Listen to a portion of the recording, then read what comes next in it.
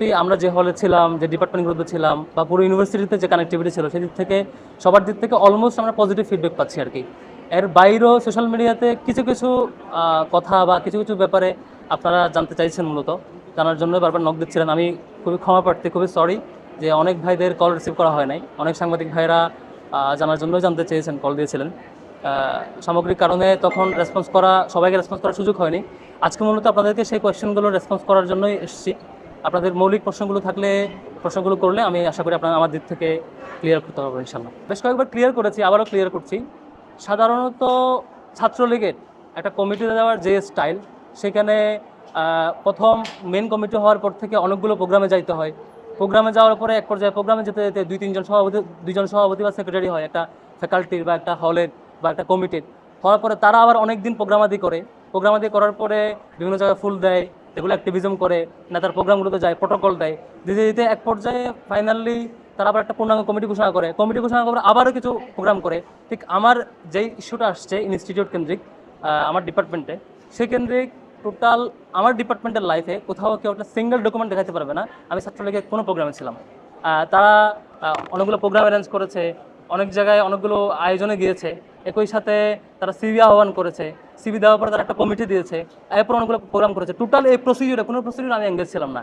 এরপরও কেন এই নামগুলোর প্রশ্ন বা কেন আসছে বা আসে না, এই প্রশ্নগুলো একটা ছাত্রলীগের ব্যাপার, যা আমার মিনিমাম এঙ্গেজমেন্ট না থাকা সত্ত্বেও কোয়েশ্চেন করাটা আমার জন্য ভ্যালিড না আর কি। শুধু দুটি ছবি না, আরও অনেকগুলো ছবি আসবে, আমি বলে রাখি। আরও অনেকগুলো মন্ত্রীর সাথে অনেকগুলো ছবি আপনারা দেখতে পাবেন। কেন? কারণ আমি একদম প্রথম বর্ষ থেকে ডিবেটিং ক্লাবের সাথে সম্পৃক্ত। সেজন্য দেখবেন আমি যে হলে ছিলাম সেই হল ডিবেটিং ক্লাবের সভাপতি ছিলাম। আমি যেই ডিপার্টমেন্টে ছিলাম সেই ডিপার্টমেন্টে ডিবেটিং ক্লাবের সেক্রেটারিও ছিলাম। যে কারণে ডিবেটিং ক্লাবের যত স্বতঃস্ফূর্ত আয়োজন, কোথাও আমি আয়োজক হিসেবে ছিলাম, কোথাও আমি ডেলিগেট হিসেবে ছিলাম, আমি পার্টিসিপেন্ট হিসেবে পুরস্কার নিয়েছি। তো একটা প্রোগ্রামে যেমন একটা ছবিতে দেখবেন যে আমি বসা, পাশে দুজন ছাত্রলীগের নেতা বসা, একটা ইফতার প্রোগ্রাম। আমি নিজেই সেই জসীমউদ্দিন হল ডিবেটিং ক্লাবের সভাপতি ছিলাম, আমি এটার হোস্ট ছিলাম।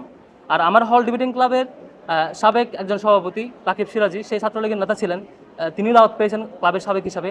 আবার তানভীর হাসান সৈকত, তিনি দাওয়াত পেয়েছেন, সে হচ্ছে আমার হলেই থাকতেন এবং ছাত্রলীগে তখন পোস্টেড।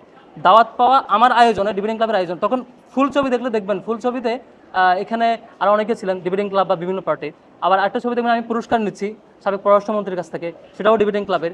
আরেকটা ছবি দেখবেন আমি সৈকতকে ফুল দিচ্ছি, সেটাও ডিবেটিং ক্লাবের। যখন সৈকতের ছাত্রলীগের যখন সে সময়ের কমিটিটা হয়, কমিটি হওয়ার পরে দেখবেন যে হলগুলোতে বা সব জায়গায় বাঁধন, ডিবেটিং ক্লাব, কুইজ সোসাইটি সহ অন্যান্য যে সংগঠনগুলো থাকে, সামাজিক সংগঠন, এই সামাজিক সংগঠনের পক্ষ থেকে সাধারণত তাদেরকে ফুলের শুভেচ্ছা দেওয়া হয়। এটা খুবই স্বাভাবিক। আপনি এই সিঙ্গেল ছবির ব্যাখ্যা পাবেন গ্রুপ ছবির অ্যানালাইসিস করে। মানে আমার গ্রুপ ছবিতে, ফুল দেওয়ার গ্রুপ ছবিতে বাকি যারা ছিলেন আমার পাশে, তাদেরকে জিজ্ঞেস করবেন যে ছবিটা কিসের, তারাই রিপ্লাই দিবে যে আমরা কবি জসীমউদ্দিন হল ডিবেটিং ক্লাবের পক্ষ থেকে গিয়েছিলাম, পক্ষ থেকে এটা সৌজন্য সাক্ষাৎ ছিল। আশা করি ছবির উত্তর পেয়েছেন। এখানে অন্যান্য সকল দলের, সকল সংগঠনের নেতা এবং কর্মীরা যার দল এবং মতের পরিচয় ভুলে গিয়ে যার যার সামর্থ্য অনুযায়ী এখানে এঙ্গেজ হয়েছে। ছাত্র শিবিরও তার যেটুকু রিসোর্স আছে, সক্ষমতা আছে, তার সক্ষমতা এখানে এঙ্গেজ হয়েছে। কোনটা কার প্ল্যান, কীভাবে না হয়েছে, এগুলো ক্রেডিট নেওয়াটা আমার মনে হয় বৈষম্যবিরোধী ছাত্র আন্দোলনের স্পিরিটের সাথে যায় না।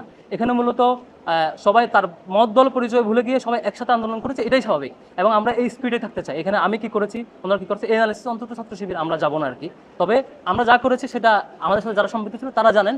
আর পাশাপাশি বাকি সকল সংগঠন, এখানে বাম সংগঠনগুলো, ছাত্রদল সহ অন্যান্য সংগঠনগুলো, একই সাথে যারা কোনো দলের সাথে পরিচয় না এমন বিভিন্ন জেনারেশনের, যেমন যে শিশুটা স্কুলের ছেলেটা মুভমেন্টে নেমেছে, ইংলিশ মিডিয়ামে যে ছেলেটা মুভমেন্টে নেমেছে, যে রিক্সা চালকটা মুভমেন্টে অংশগ্রহণ করেছে, যে নারী এবং শিশুরা বা অন্যান্য গ্রুপ অফ পিপল যারা এঙ্গেজ হয়েছে, তারা কেউ দলীয় পরিচয় আসে নাই। সুতরাং এখানে দলীয় কোয়েশ্চেনগুলো আসলে আমার কাছে মনে হয় বৈষম্যবিরোধী ছাত্র আন্দোলনের স্পিডকে প্রশ্নবিদ্ধ করার সাথে সামঞ্জস্যপূর্ণ। এই জন্য আমি এই ধরনের ক্রেডিটের কোনো কিছু যাবো না।